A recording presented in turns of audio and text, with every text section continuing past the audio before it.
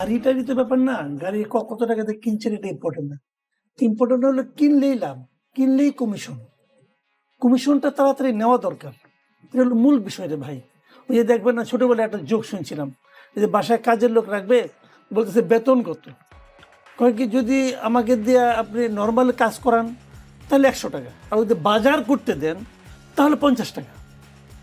তো এখন এটা হচ্ছে ওই জিনিস যে ওনাদের যাওয়ার সময় হয়ে গেছে, এখন শেষ সময়ে যা পাই, যে উপায়ে পাই। ভাই গাড়ি যারা আসবে তারা কিনবে, অসুবিধাটা কী আছে? আপনাকে কিনতে হবে কেন?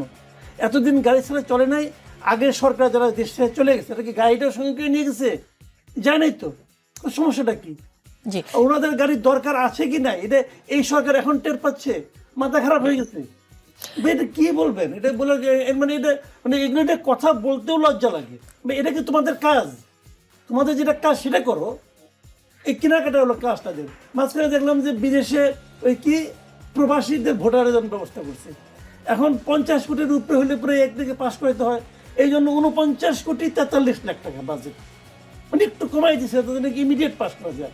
ওখানে আবার 30 জন পরামর্শক, প্রবাসীদের ভোট কিভাবে নেবে এই জন্য পরামর্শগুলো 30 জন, তার জন্য বাজেট হলো 15 কোটি টাকা। মানে এটা হরিলুট শুরু হয়ে গেছে।